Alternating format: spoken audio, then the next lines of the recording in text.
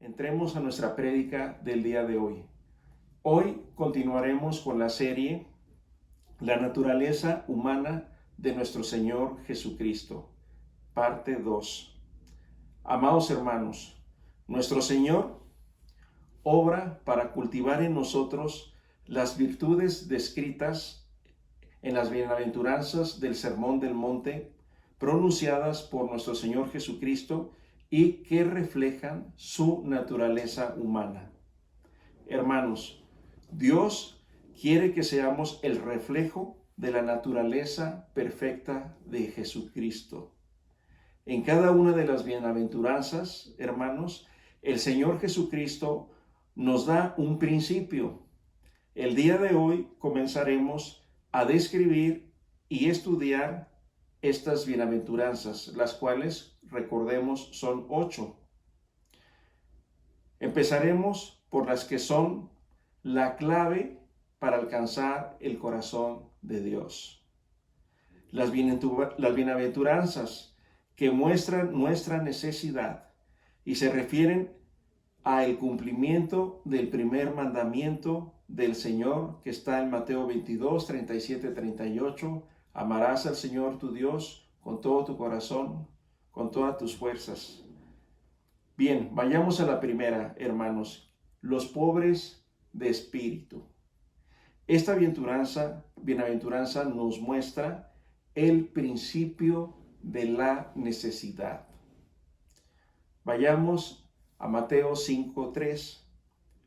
Dice el Señor Jesús: bienaventurados los pobres en espíritu, porque de ellos es el reino de los cielos. Amados hermanos, la Biblia nos da varios ejemplos de la pobreza de espíritu, la cual se refiere a las personas de corazón humilde, a las que tienen un corazón dependiente y necesitado de Dios. La definición de pobre de espíritu se refiere a personas humildes, necesitadas, de corazón sincero y totalmente dependientes de Dios. Vayamos al Evangelio de Lucas, si les parece, donde encontraremos una interesante historia que ejemplifica la humildad de corazón en las personas. Y esta enseñanza la encontramos en el Evangelio de Lucas, capítulo 18, del 10 en adelante. Y dice la palabra del Señor: 2 hombres fueron al templo a orar. Uno de ellos era fariseo y el otro era cobrador de impuestos. Puesto de pie, el fariseo oraba así: Dios, te doy gracias porque no soy como los demás hombres. Ellos son ladrones y malvados y engañan a sus mujeres. Tampoco soy como este cobrador de impuestos. Yo ayudo 2 veces por semana y te doy la 10ª parte de todo lo que gano. El cobrador de impuestos, en cambio, se quedó un poco más atrás. Ni siquiera se atrevía a levantar la mirada hacia el cielo, sino que se daba golpes en el pecho y decía: Dios, ten compasión de mí y perdóname por todo lo malo que he hecho. Cuando terminó de orar esto, Jesús le dijo a aquellos hombres: les aseguro que cuando el cobrador de impuestos regresó a su casa, Dios ya lo había perdonado.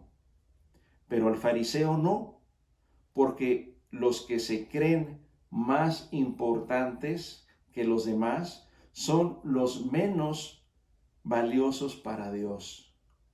En cambio, los más importantes para Dios son los humildes.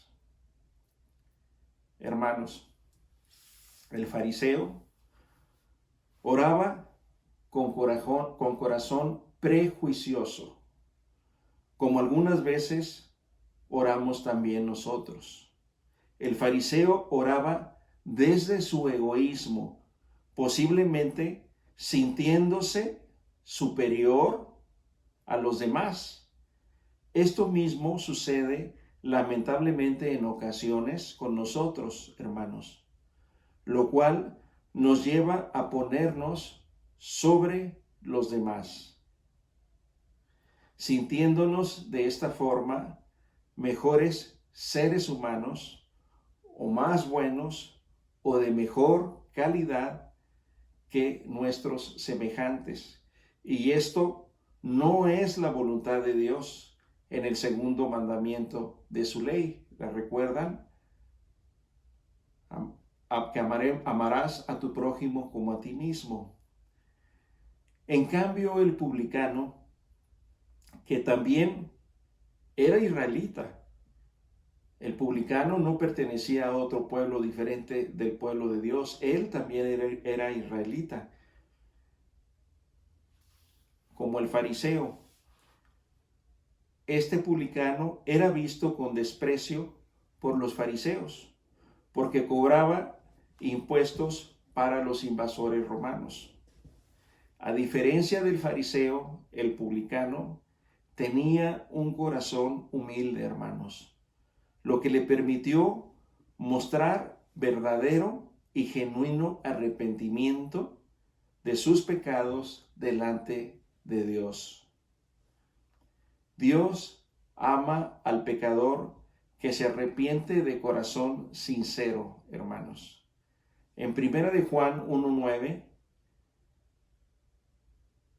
dice el apóstol Juan: si confesamos nuestros pecados, Él es fiel y justo para perdonar nuestros pecados y limpiarnos de toda maldad. Amados hermanos, Dios ve la actitud de nuestros corazones y le agrada al Señor el corazón humillado, no humillado ante los demás, no humillado frente a las otras personas, sino humillado ante Dios, ante Él. La palabra dice en Santiago 4:10, sean humildes delante del Señor y Él los perdonará. No dice el apóstol Santiago, humíllense ante los demás. No, dice, humíllense ante el Señor. En 1 de Pedro 5:6 dice, humillaos pues bajo la poderosa mano de Dios, para que Él os exalte cuando fuere el tiempo. Aquí también no dice tampoco el apóstol Pedro, humíllense frente a los demás. Dice, humíllense pues bajo la poderosa mano de Dios. A estos pobres de espíritu, el Señor les promete su reino en la bienaventuranza. Vayamos a ver otro ejemplo que encontramos en Lucas 18, versículo 15 al 17. Dice en el Evangelio la palabra, traían a él, o sea, a Jesús, a los niños para que los tocase, lo cual viendo los discípulos les reprendieron. Mas Jesús, llamándolos, dijo, dejad a los niños venir a mí y no se lo impidáis, porque de los tales es el reino de Dios. De cierto os digo, que el que no recibe el reino de Dios como un niño, no entrará en él. Hermanos, en este pasaje Jesús nos muestra que Dios ama a los pobres de espíritu, como los niños, quienes apenas comienzan su vida y el pecado que está en ellos aún no les corrompe como a nosotros, hermanos, Y el Señor afirma que de ellos es el reino de los cielos. Al hablarle a un niño de Dios, por ejemplo, el niño recibe la palabra con corazón sincero la mayor parte del tiempo, casi generalmente, y lo podemos comprobar si lo hacemos, si lo llevamos a cabo.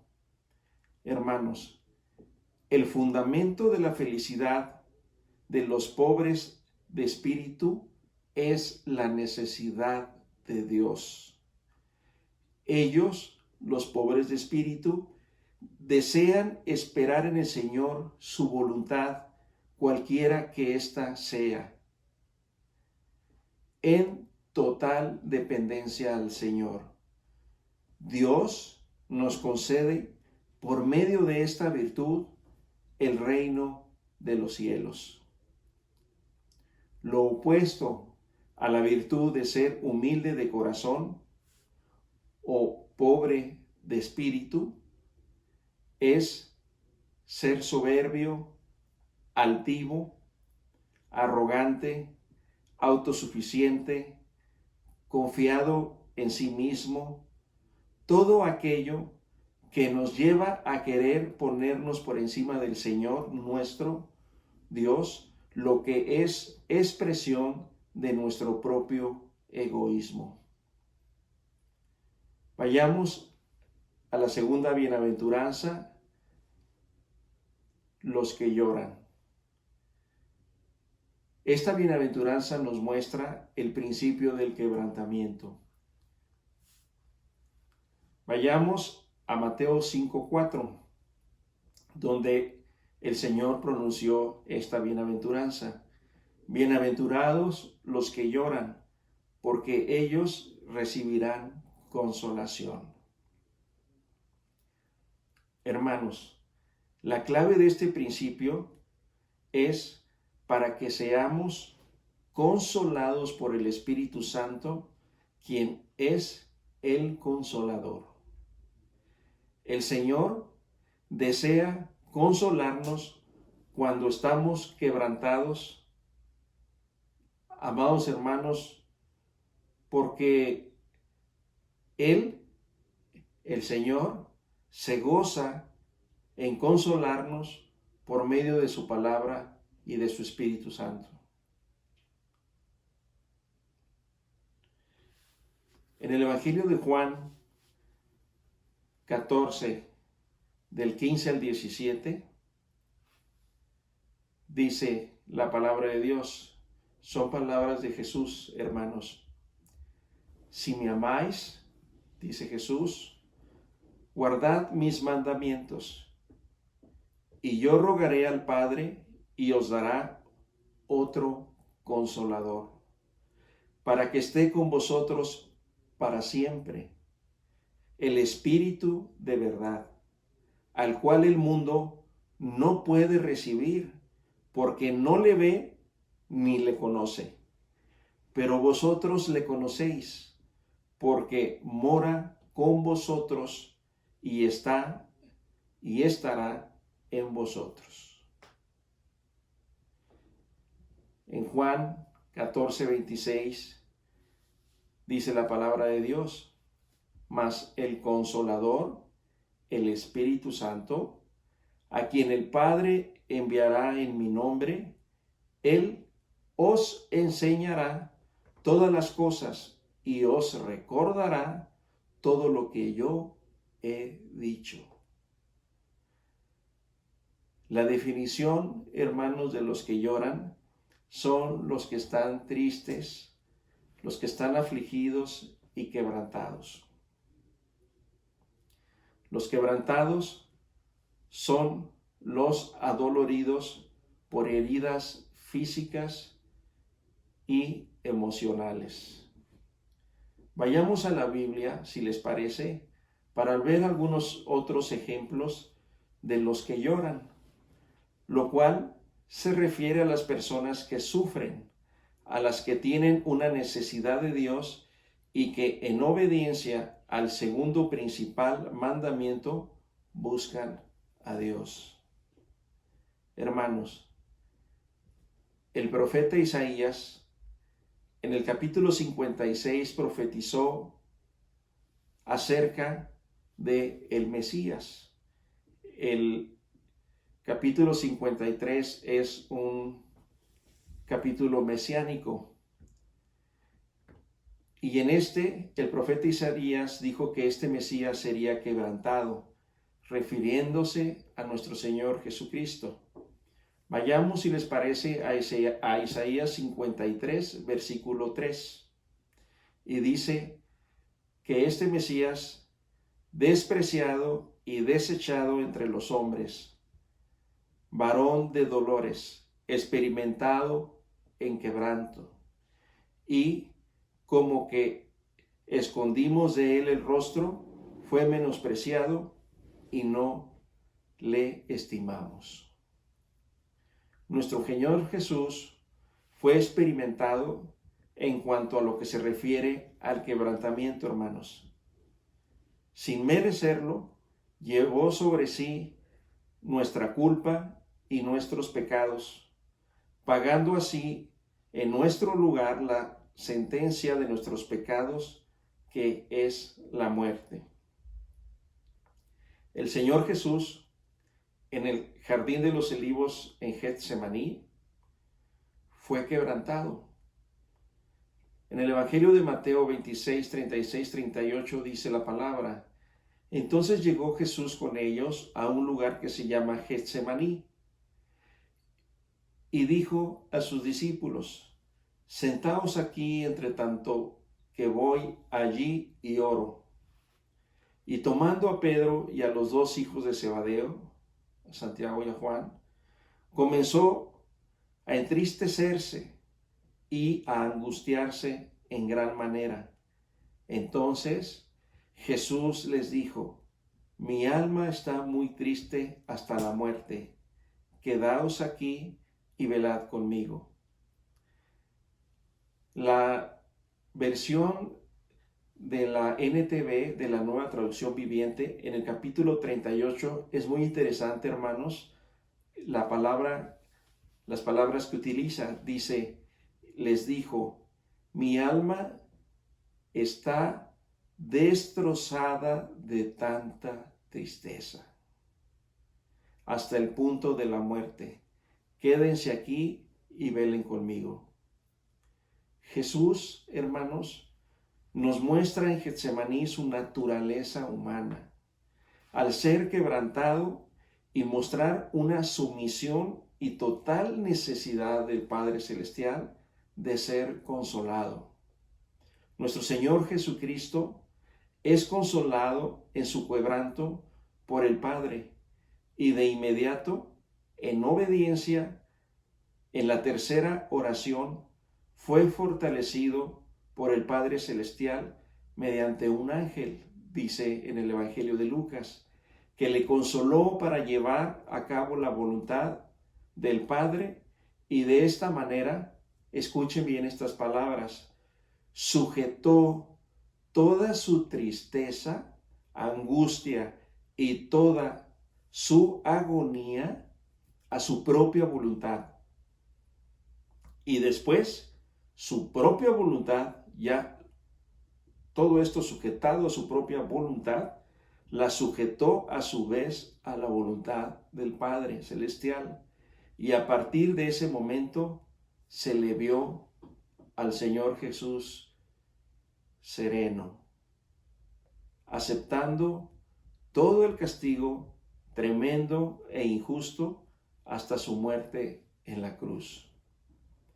Hermanos, el Señor permite diferentes situaciones en nuestra vida, tanto agradables como desagradables, para que clamemos a Él. Él quiere que dependamos absolutamente de Él para cumplir su voluntad, hermanos, y sus altos propósitos en nuestra vida. El Salmo 34, 18 dice el rey David: cercano está Jehová a los quebrantados de corazón y salva a los contritos de espíritu.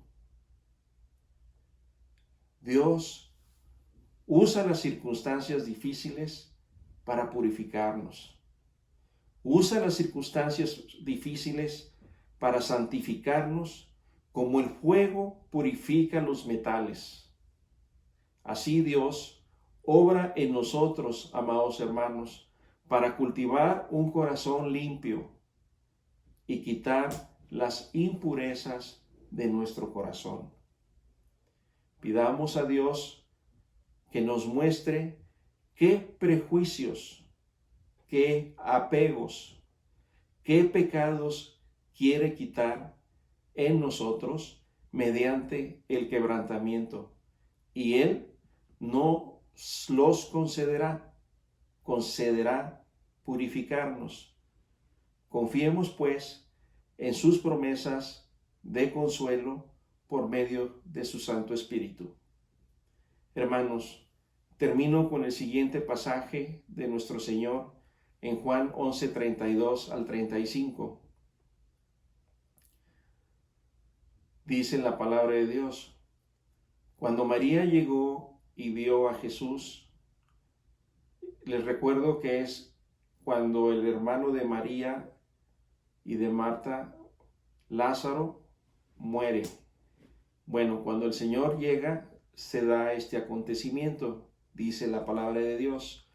Cuando María llegó y vio a Jesús, cayó a sus pies y dijo: Señor, si tan solo hubieras estado aquí, mi hermano no habría muerto. Cuando Jesús la vio llorando y vio a la gente lamentándose con ella, se enojó en su interior y se conmovió profundamente. ¿Dónde lo pusieron?, les preguntó. Ellos le dijeron: Señor, ven a verlo. Entonces Jesús lloró. El Señor escuchó el quebranto de Jesús. En Juan 11, 41, 44 dice: así que corrieron la piedra a un lado. Entonces Jesús miró al cielo y dijo: Padre, gracias por haberme oído. ¿Se dan cuenta cómo el Señor, el Padre, escuchó el quebranto de su Hijo? Gracias por haberme oído. Tú siempre me oyes.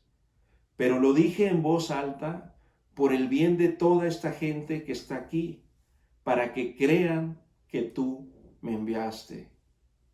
Entonces Jesús gritó: Lázaro, sal de ahí. Y el muerto salió de la tumba con las manos y los pies envueltos con vendas de entierro y la cabeza enrollada en lienzo. Jesús les dijo: quítenle las vendas y déjenlo ir. Hermanos, no se angustien por causa de las aflicciones. El Señor sufrió y padeció aflicción también, así como nosotros. Por tanto, nuestro Señor Jesucristo comprende completamente y profundamente nuestras aflicciones y nuestros quebrantos. El Señor es justo y fiel. Él cumple sus promesas. Jesucristo dijo que enviaría su Espíritu para que viviera en nosotros y entre nosotros, que por medio de su Espíritu nos daría poder para superar las pruebas y nos daría consuelo en ellas, en tanto llegamos a su presencia.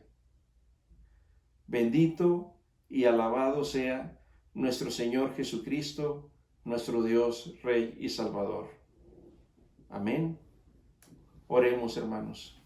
Señor, te damos gracias por este tiempo que nos concedes para venir este día, Señor, a escuchar tu santa palabra. Te damos gracias, Señor, porque nos enseñas a través de estos versículos de la Biblia, de la Santa Escritura.